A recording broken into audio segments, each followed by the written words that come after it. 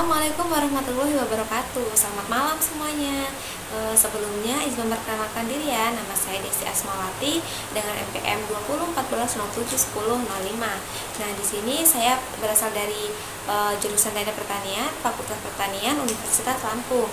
Di sini saya akan menerangkan tentang sistem kelistrikan pada kendaraan. Yuk simak. Apa saja sih yang akan kita bahas pada materi sistem kelistrikan pada kendaraan ini?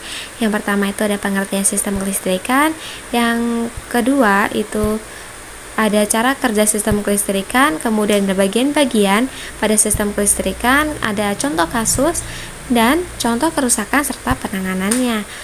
Oke, kita akan masuk yang pertama, yaitu pengertian sistem kelistrikan pada kendaraan. Jadi sistem kelistrikan pada kendaraan adalah rangkaian energi listrik yang disusun untuk menjalankan sebuah fungsi tertentu pada sebuah kendaraan. Tidak hanya mobil, ternyata sepeda motor juga memiliki sistem kelistrikan yang tak kalah kompleksnya. Nah, sistem kelistrikan pada sepeda motor terdiri dari beberapa macam. Antara lain itu ada sistem kelistrikan bodi. Jadi sistem kelistrikan bodi adalah segala fitur yang terdapat pada bodi motor yang memerlukan lampu. Kita pasti sudah tahu ya, lampu menjadi salah satu sistem kelistrikan bodi motor yang termasuk di dalam sistem kelistrikan bodi sepeda motor. Antara lain ada lampu kepala, termasuk lampu dekat dan jauh, lampu sen, lampu stop, klakson, dan lampu variasi. Yang kedua itu ada sistem pengapian CDI. Sistem pengapian CDI itu memanfaatkan komponen kapasitor yang mampu menyimpan dan melepaskan sejumlah elektron secara spontan. Kemampuan ini digunakan untuk melakukan induksi elektromagnetik pada ignition coil. Kemudian ada sistem pengisian sepeda motor. Hampir sama dengan mobil sih, hanya saja pada motor komponennya lebih sederhana. Kita tidak akan menemukan dinamo alternator pada motor, karena alternator ini digantikan fungsinya oleh spool yang memiliki bentuk lebih ringkas sehingga pas dengan komponen menjadi komponen mesin yang kecil. Kemudian ada sistem starter. Pada motor secara umum sama seperti sistem starter pada mobil, di mana tugas utama sistem ini diemban oleh sebuah motor listrik yang berada di dekat roda gigi poros engkol. Ketika kita tekan tombol starter, maka akan ada aliran listrik menuju motor starter yang membuat poros engkol menjadi berputar. Kemudian ada sistem indikator dashboard. Jadi sistem indikator di dalam panel info display. Kalau kita lihat ada panel ini akan terlihat beberapa indikator seperti berikut, yaitu ada speedometer, fuel level gauge, terus ada indikator lampu sen, indikator lampu jauh, indikator check engine, dan jarak tempuh kendaraan.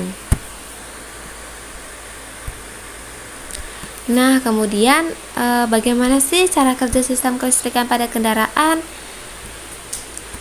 Yang pertama yaitu ada cara kerja pada sistem kelistrikan bodi ya.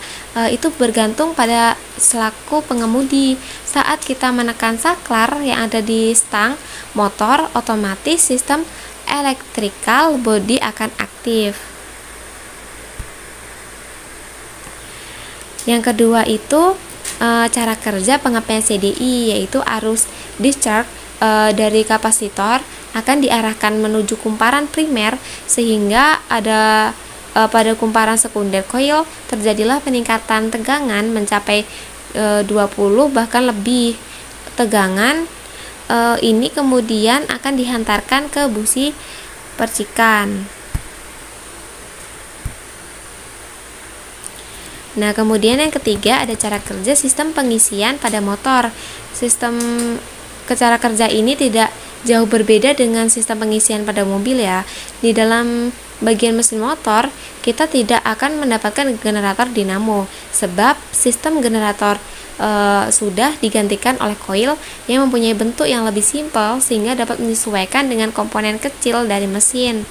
Kemudian ada sistem kerja sistem starter. Sistem starter bekerja untuk memicu terjadinya pembakaran mesin dengan memutar poros engkol dengan sendirinya sehingga memutar beberapa engkol. Cara kerjanya, ketika kita tekan tombol starter, maka relay starter atau dikenal dengan banding starter akan terhubung, akibatnya arus listrik dari baterai ke motor starter. Nah, kemudian ada cara kerja sistem dashboard. Nah, cara kerjanya itu adalah dengan memanfaatkan sebuah sensor untuk mendeteksi sebuah kondisi pada apa yang dideteksinya, sehingga masalah yang muncul seberapa kecil pun akan langsung diketahui dengan sangat baik. Oke, selanjutnya komponen apa saja sih yang terdapat di dalam sistem kelistrikan pada kendaraan ini? Nah, yang pertama, sistem kelistrikan pada motor itu ada kiprok.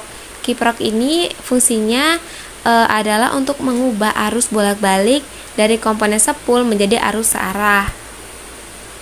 Kemudian ada sepul atau generator.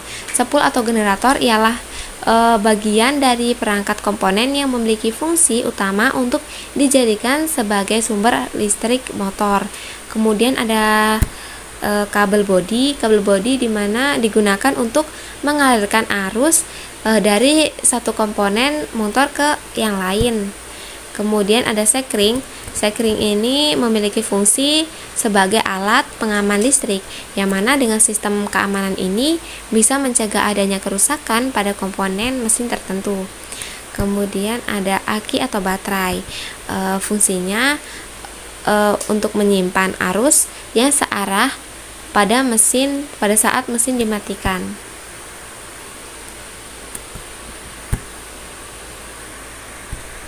Nah, ini ada beberapa contoh gambar komponennya ya. Yang pertama itu ada kiprok. Nah, yang kedua ini ada sepul, contoh gambar sepul. Dan yang ketiga ini ada contoh gambar kabel bodi. Kemudian ada contoh gambar sekring. Nah, yang terakhir ini ada gambar contoh baterai. Kemudian ini ada gambar rangkaian yang terdapat di dalam sistem kelistrikan pada motor ya. Yang pertama itu ada kiprok. Nah, setelah kiprok itu ada sekring, dan disitu ada baterai dan ada spool.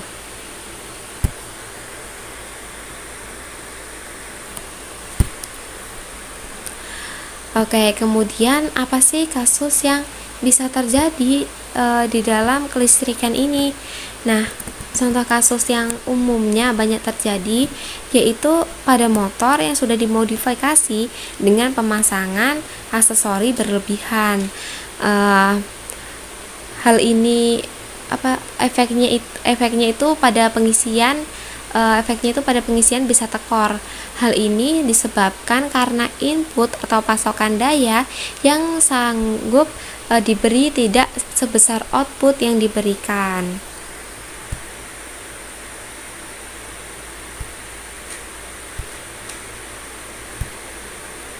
Kemudian ada contoh kerusakan dan cara penanganannya, yaitu contohnya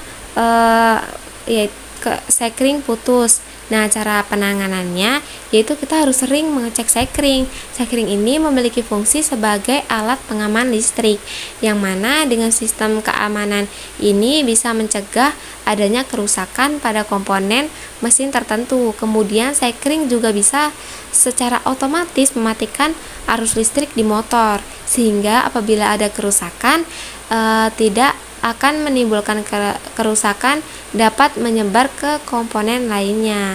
Jadi ketika ada kerusakan, maka sekring ini akan otomatis gitu mematikan arus listrik agar kerusakan itu tidak dapat menyebar ke komponen yang lain.